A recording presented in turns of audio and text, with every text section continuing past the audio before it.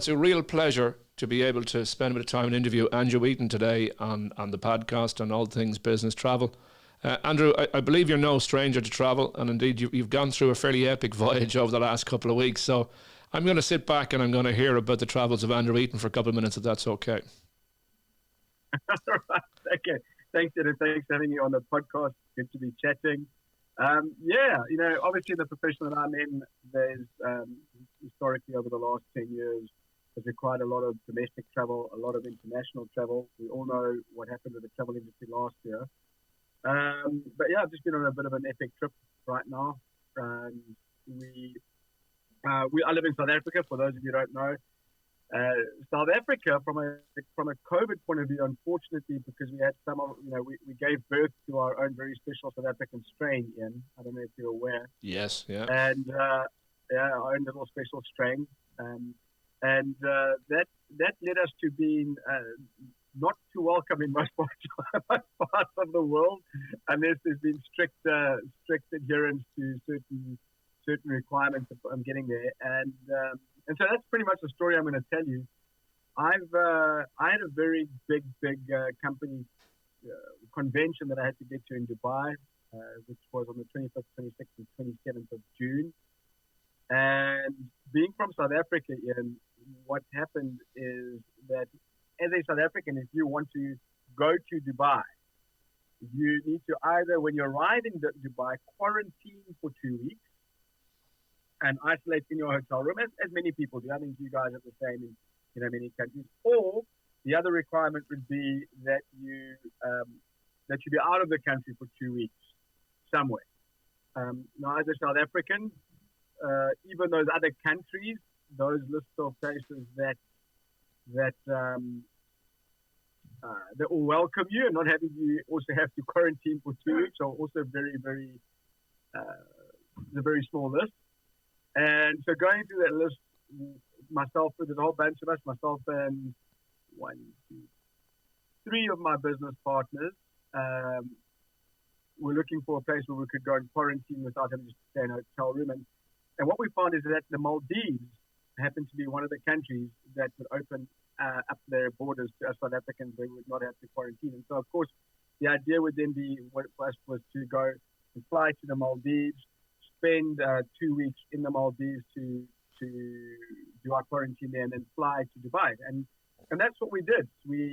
We booked our flights to Dubai, to the Maldives, booked our accommodation in the Maldives. You can ask me questions on those, and if you want to go into more specific. Sure. And stayed there for 2 weeks. Our wives came with us for the first week because obviously they didn't need to come to Dubai for the business convention, but they came with us for the first week. So we had a lovely 9 days with our wives, and then they flew home because we've got kids. We left the kids at home. I think after COVID, many parents were looking for escape routes as well, and we know different. We were looking for an escape route and a break from the kids.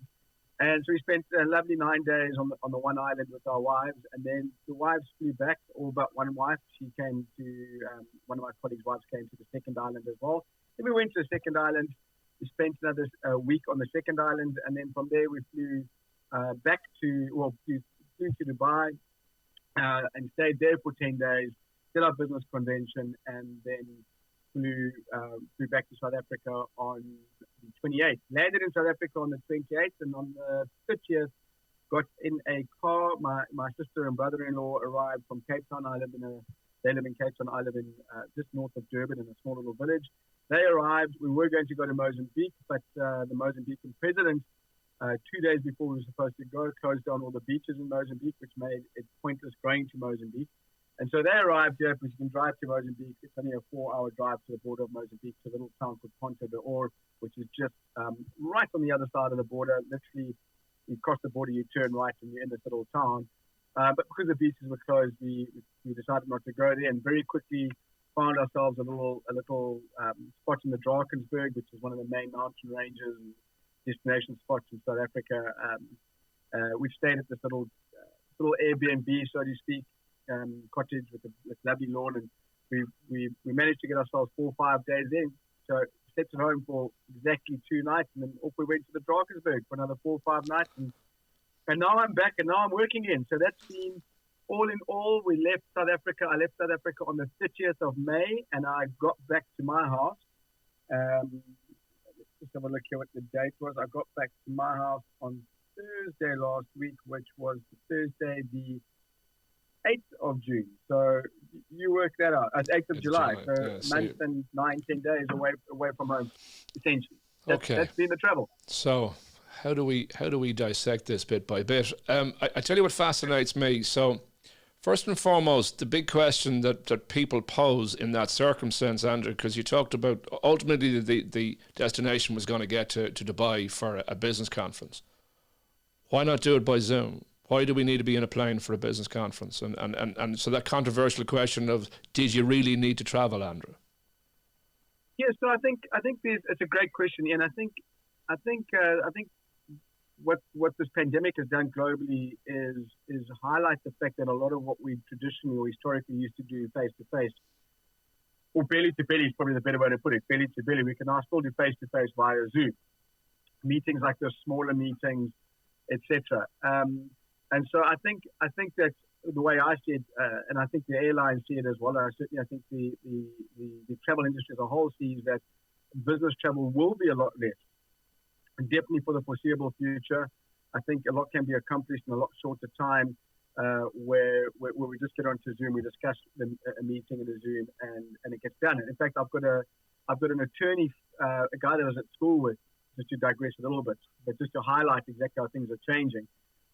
This gentleman lives in Paris, and he was commenting just the other day on Facebook, coincidentally, how he loves what COVID has done for travel, because he said he's an attorney, and one of the biggest banes of his existence was having to hop on a plane, fly 6 hours, for example, Mumbai in India, just to get a document signed and then fly back.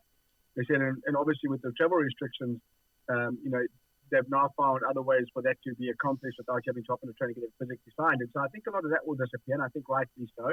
I think it's going to be great for obviously carbon emissions and all the rest of the stuff and all that sort of thing. Having said that, I don't think that a Zoom or whatever you want to call it, whatever online platform you're using to have meetings will ever completely replace the need for, at times, to be belly to belly. I just don't think it's going to change. No, I think the reason, there's something, we had a convention in Dubai. It wasn't a meeting where we sat around a boardroom table, although I did have many of those meetings in the 10-day meeting. I was there for about 9 days before the actual convention, and we had a lot of those belly to belly meetings in the hotel foyer. And I don't think you can ever quite replace those, Ian. I think it's it's not an either or. I think it's a both and. And when there comes need to have a big convention where, you can zoom into the convention, and we had thousands of people around the world zooming into the convention, they just didn't get the same benefits of that convention as if they were in the room. So that's the reason. I think there's always going to be a need for bellies to belly. COVID's made us want to be apart, but I don't think that's obviously not going to be forever. And there's something for, humans are by nature, and we are social human beings. We're social beings, and so therefore I think we're never ever going to stop that need for international business travel. It will just be a bit less and for other purposes. Yeah, no. Faith Popcorn, and Faith Popcorn is so funny. Faith Popcorn is one of the, she's a futurist. And I remember Lawrence Finn might remember in the 1990s, she came to South Africa and she spoke about how the future is going to look. And she spoke about a concept called cocooning, which was totally foreign to us back then because the internet wasn't even around. And what she said is that many people are going to be just socializing from home, having drinks from home and meetings from home. And we think, how on earth that can happen? And then we see how it's going to happen. COVID has sort of made that clear. However, it's never going to completely replace the need for people to be in an environment together to feed off each other's energy. Well, look, to be quite honest with you, from the point of view of where I see it, I mean, it isn't so much the convention itself, the 9 to 5 prescripted agenda. It has to be when we get sitting around a pool or sitting around a bar, and we have allow ourselves the time to get to know each other and build a level of trust that I think most deals get done. And certainly I found it. We had a couple of tech guys we brought in to build the Platinum Plus platform that we have. And I knew I had to be in a room with those guys, but I also knew I had to go in a room with them and have a pint with them, because I think you achieve an awful lot more. And so from your own point of view, how many of those, I think, good conversations did you get to have while you were traveling? Many. And I think you hit the nail on the head there as well. You know, there's only so much that can be accomplished on a face-to-face Zoom message, and I think we've made do with it because we haven't had the other option. But I think as the other option, which is traveling to meet people, becomes more and more open, those where we feel we need to go and sit belly to belly to form that relationship, to have the beer, or obviously if you're in a state like Dubai, to have your cup of tea. Then, come on, you and I both have been in Dubai. It's more than tea gets drunk there. but yeah, so there's a lot to be said, and being able to, when a deal is closed, to go out and have a celebratory drink together with the person that you've done the deal with, or with the people that you've done the deal with. The face-to-face meetings are just that, the belly-to-belly. I mean, let's just take this. Let's say the belly-to-belly meetings are just way more powerful. Yeah, no, I absolutely agree. So because you've had to, you've effectively transited through a calculation about 5 borders pretty much on the last sort of 6 or 7 or 8 weeks. Give us a flavour for how that felt, Andrew. What was it that you found restrictive about that particular journey?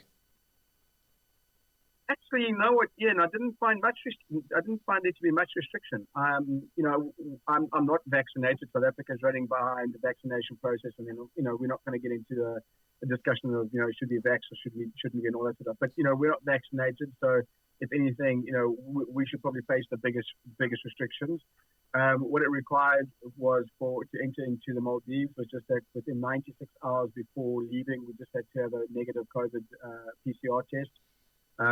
We did our PCR test 96 hours before. We got within 12 hours. It was here in South Africa. It was on our computers. We printed it out. We flew from Durban to Johannesburg, normal flights. Obviously, you wear your mask on those flights. That's pretty restrictive and a bit disappointing on a domestic flight. My experience, obviously, at Johannesburg International Airport, what was sad to see, Ian, is that, when you're traveling, you love to see the buzz, you love to feel that excitement of other travelers, and you're at duty free and all the shops, and the shops are busy. It was very sad to see in Johannesburg, definitely was, I'd say 80% of the shops were closed. Very few travelers, very few planes outside. It was very sad to see, but a few more things that we had to do as we were leaving, filling out a few COVID forms and the health forms and that sort of stuff. That probably put another 15 minutes on the whole process. It wasn't too bad. We flew business class. Didn't find that restrictive at all. Once again, just very sad to see how empty the planes are. But we flew Qatar on the way there, because funny enough, Emirates will fly people into South Africa, but they won't fly people out of South Africa. So I'm a gold status Skywards member with Emirates. I always fly Emirates, but we had to fly Qatar. We're into Doha. At Doha, we simply got off the plane. Oh, we didn't have to wear a mask. As long as we were sitting, we could remove our mask on the plane, on the international flight, which was great. There were no,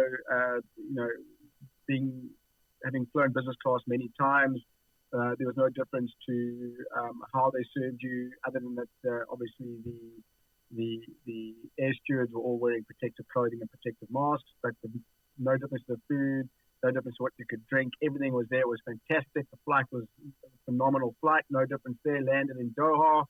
It didn't have to do anything there in transit. We just went straight through to catch our connecting flight. Hopped onto the next flight, which was also a Qatar flight, obviously from Qatar to Maldives, to Maya, and same thing. Sat on the plane, fantastic experience, no restrictions whatsoever. Landed in Maldives. And in Maldives, obviously, the one little irritation was longer queues, because they do a screen as you go through, and you've got another form to fill in, which which probably once again probably added another 15 to 20 minutes at the border post there. Once in the Maldives, we didn't have to do any COVID tests. And then caught a domestic, well, not even a domestic flight, caught our seaplane to our island. In the lounges, we had to wear our masks, and that was the only real difference here. You know. Wow. So then what was also quite nice about the Maldives, when we flew from the one island to the other, we didn't have to do another COVID test. You just went and saw the doctor. Each island has its own doctor on the island, and all we had to do was go and see him. He did a temperature check, so that he could ask you if you've been coughing or not, and then he basically gave you the all clear to leave the island. And only when we left the second island to go travel internationally again, do they make sure that you've got the reception phones you, make sure that you've got your appointment with the island doctor. They did a COVID test 24 hours before we left, PCR test. That was at reception the next morning when we had to fly out, all ready for us, and off we went, and into Dubai. Landed in Dubai, same thing. Just landed, didn't have to do a COVID test when we were in Dubai, or PCR test when we landed. Straight through, handed in our form, showed off negative PCR test, and off to the hotel. So not too much different, really. Yeah, no, just obviously a little bit more paperwork, but beyond that, sort of life is sort of, this new normal doesn't seem that different to the old normal, fingers crossed. So you've done a bit of travel, Andrew. So I suspect somewhere along the way you've probably learned a few tips or tricks or little golden nuggets you might want to share with us about how we can short circuit or circumvent some of the humdrum of travel. I think one of the biggest things I've learned, and especially in the times that we're living in right now, Ian, and I've had a look at obviously, what you guys are doing in terms of the club that you guys have got. I think, in all honesty, I think it's an essential right now. I've got a concierge person myself, which I've got access to on my WhatsApp, and let me tell you what did happen. Sorry, and why a little tip that I'll give. So leaving Maldives to Dubai, we were going to fly Air Dubai, and then on the evening that we were supposed to fly, our last evening on the island, we were sleeping, and our concierge person, so our agent, like you guys have got your concierge that makes sure everything's okay on the trip, etc. He got hold of us while we were sleeping and said, "Listen, Air Fly Dubai have postponed their flights until the next evening." And now we had meetings in Dubai. Remember, this is what the whole trip was about. The reason we had to get to Dubai. And so what happened, Ian, is that luckily one of my colleagues happened to wake up at 2 o'clock in the morning and see all these messages, and together with the concierge person, with the agent, was able to find out. Sorry, Andrew, just to cut across, he woke up or was going to bed? No, just to be clear. No, funny enough, we'd gone to bed early. If you'd asked me that question the night before, I would have said gone to bed. But this one, truly speaking, he woke up because we had to be up at 4 o'clock to catch the domestic flight, to fly out from Air Dubai, fly Dubai at, I think we were flying at 9 in the morning. So we split to get from the island to the main airport. So we had to wake up at 4. So luckily he just woke up at 2 o'clock. But if you'd asked me if it had been the previous night, definitely he would have been going to bed. But luckily he woke up, and luckily our concierge person was on top of it, and they were able to sort things out. So here's the tip I would give. I don't think we can afford to travel anymore without having someone backing us up. I think it's too unpredictable. Things happen, and at the snap of the fingers in the airline industry right now, whereby because maybe a plane can't be filled enough and it's not profitable enough for the airline to fly under these conditions, that you could be fast asleep like we were, and if, in all honesty, if we hadn't had that person looking after us, we would have woken up the next morning oblivious to what was going on, and we would have had some problems in our hands. So I think the biggest tip I can have, and certainly because I have been a business class traveler for the last, I guess, 6-7 years, is if you have access to someone that can look after your travel arrangements and book everything for you and make sure it's all going smoothly instead of having to try and go through it all yourself, make use of that service. And not only for your bookings for when you are when you are traveling, but also before you travel, but also when when you are traveling, that you can have someone that you can lean on to make sure that everything's going smoothly. I think that is one of the biggest things I would say right now is make sure you're backed up. Yeah, no, Make absolutely. sure you're backed up. Absolutely, no, I completely agree, Andrew. And it was part of the makeup when we were putting the platform together was 24/7 member support that can literally, the job of a hat, be able to take care of things. I think you're spot on there. Well, look, it's been a huge pleasure to have you on the call. And I do appreciate you reaching out, and I hope that things in South Africa sort of stabilise and the world goes back to some degree of normality very soon. I appreciate being on I appreciate it, Ian, and I appreciate being on the call. And I really love what you guys are doing. And definitely, if I could just end up with this, travel is starting to happen again. It's going to happen a little bit differently, but not too differently to what it was before.